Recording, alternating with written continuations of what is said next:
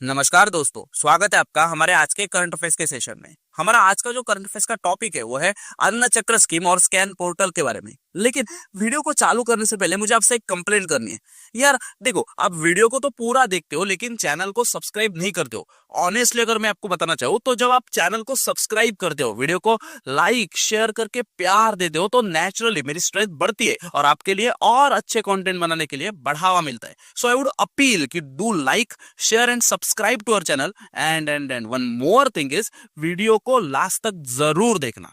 Okay now, जैसे कि हमने देखा हमारा आज का टॉपिक है अन्न चक्र स्कीम और स्कैन पोर्टल। नाउ जो भी लोग कॉम्पिटिटिव एग्जाम्स की तैयारी कर रहे हैं उन्हें एक बात तो जरूर मालूम होनी चाहिए कि 2013 में हमारे देश में नेशनल फूड सिक्योरिटी एक्ट 2013 मतलब NFSA 2013 को लागू किया गया ताकि देश के हर एक नागरिक को 2 वक्त का अच्छा खाना मिल सके। और इसी के चलते इस NFSA के अंडर PDS को लॉन्च किया गया।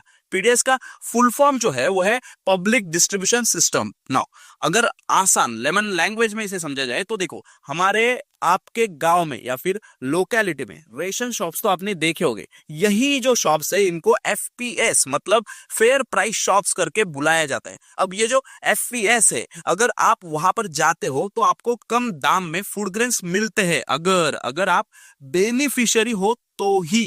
सो इसी डिस्ट्रीब्यूशन सिस्टम को पब्लिक डिस्ट्रीब्यूशन सिस्टम या फिर PDS करके बोलते। अब ये जो सिस्टम है इसकी रीच को हमें देखना हो तो भारत की 2/3 पॉपुलेशन को सर्व करने का काम ये PDS सिस्टम करता है। अब यहाँ पर आप अंदाजा लगा सकते हो कि इस PDS की पहुंच कितनी लंबी है, कितनी बड़ी है।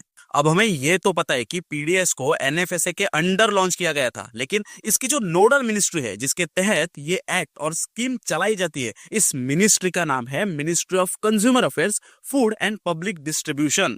बैंकिंग वाले जो लोग हैं उनको यहाँ पर जो इस मिनिस्ट्री के मिनिस्टर है उनका नाम एक बार ढूंढना होगा। ओके, अब जो कमोडिटीज, एग्रीकल्चरल कमोडिटीज इस PDS के अंडर डिस्ट्रीब्यूट किए जाते हैं, इसमें राइस, व्हीट, शुगर। हालांकि आजकल केरोसिन फेज आउट हुआ है, सो आई डोंट थिंक कि केरोसिन का डिस्ट्रीब्यूशन FPS पे होता होगा, और अगर होता है तो आप मुझे इस कमेंट सेक्शन में जरूर बताना। सो इस PDS में जो कमोडिटीज है इसमें राइस हो या फिर व्हीट हो, शुगर, पल्सेस, एडिबल ऑयल्स, ये सब कमोडिटीज का इस स्कीम के अंदर शामिल किया गया है। अब हम देखते हैं अन्न चक्र स्कीम को। अब अगर यहां पर आपको थोड़ा सा ध्यान देना होगा कि अगर इस स्कीम को आपको अच्छे से समझना है तो आपको सबसे पहले PDS का जो सिस्टम है, ये सिस्टम कैसे वर्क करता है इसे समझना होगा। अगर सिंपल लैंग्वेज में बताया जाए तो हमें पता है कि हमारे किसान भाई बहुत मेहनत करके धान को उगाते हैं। अब ये जो फूड ग्रेन्स है इसे हमारी राज्य की जो सरकार है वो खरीदती है। चलो, छोटी बड़ी रकम देके किसान भाई को तो हमने खुश किया, लेकिन ये जो धान हमारी राज्य सरकार ने खरीदा है, अब इस धान को आगे ले जाकर FCI यानी कि फूड कॉर्पोरेशन ऑफ इंडिया को बेचा जाएगा। अब ये जो FCI है ये सेंट्रल गवर्नमेंट के बिहाफ से काम करता है, और आपको भी मेरे बिहाफ से एक काम जरूर करना होगा। आपको FCI के जो चेयरमैन साहब है इनका नाम सर्च करना है और आपके नोट्स में मेंशन करना है। सो हम ये डिस्कस कर रहे थे कि FCI स्टेट गवर्नमेंट से फूड ग्रेन को खरीदेगा, और जो पूरे देश में FPSA रेशन के दुकान है,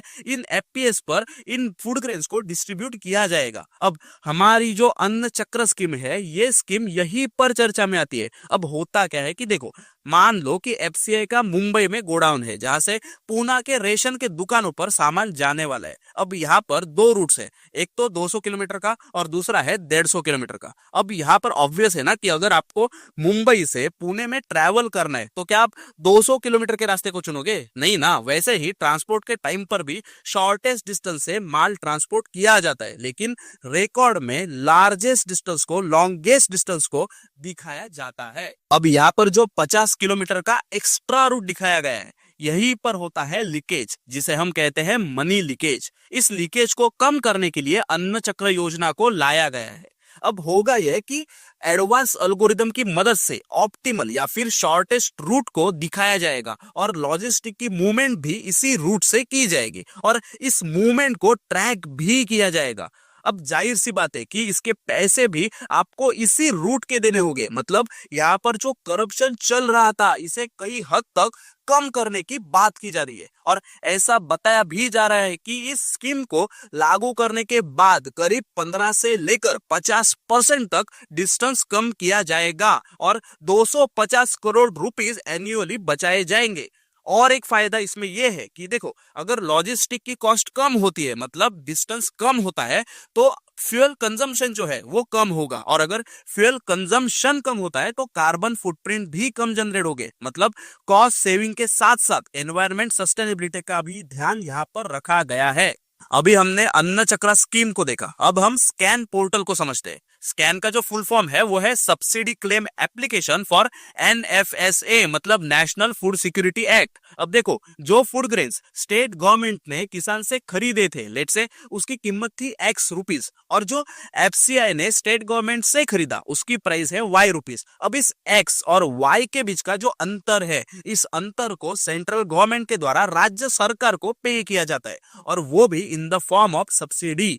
अब जो मनी लीकेज की हम बात कर रहे हैं, वो लीकेज यहां पर भी है। कैसे? देखो, X और Y के बीच जो डिफरेंस है वो मान लो 10 रुपीस है। अब रिकॉर्ड में इसे 20 रुपीस दिखाया जाता है, क्योंकि यहाँ पर ऐसा कोई प्लेटफॉर्म ही नहीं है जो ट्रांसपेरेंट काम कर सके। अब ये 10 रुपीस का एक्स्ट्रा बर्डन जो है वो सेंट्रल गवर्नमेंट को ऐसे ही बेयर करना पड़ता है। तो इसीलिए यहाँ पर एक पोर्टल बनाया जाएगा जिसके तहत अब सब्सिडी के क्लेम यहीं पर सबमिट हो गए, स्क्रूटिनी भी वही होगी और सेटलमेंट भी इसी प्लेटफॉर्म पर की जाएगी। अब मैं तो मानता हूं कि भाई देखो, अगर इन दोनों स्कीम्स को अच्छे से इंप्लीमेंट किया जाता है, और यहाँ पे मैं अच्छे से शब्द पर जोर दे रहा हूं कि अगर इन स्कीम्स को अच्छे से इंप्लीमेंट किया जाता है तो PDS में ट्रांसपेरेंसी कई हद तक बढ़ जाएगी। क्योंकि क्या है ना कि हमारे देश में इंटेंशन की कमी नहीं है। इंटेंशन अच्छा होता है तो अच्छे कानून भी आते हैं, लेकिन अगर किसकी कमी है तो वो है इंप्लीमेंटेशन की कमी। आप इस पर क्या विचार रखते हो, आप इस विचार पर क्या विचार करते हो, इसे कमेंट सेक्शन में जरूर शेयर करना। अब हमने आज के टॉपिक को डिस्कस कर लिया है। अब यहाँ स्क्रीन के ऊपर आपको कुछ क्वेश्चंस दिख रहे होंगे जिसमें UPSC प्रीलिम्स, मेंस और अदर कॉम्पिटिटिव एग्जाम्स को ध्यान में रख के फ्रेम किया गया है। इन क्वेश्चंस को सॉल्व करने की आप जरूर कोशिश करना और कमेंट सेक्शन में आंसर्स को भी मेंशन करना। तो मिलते हैं अगले सेशन में।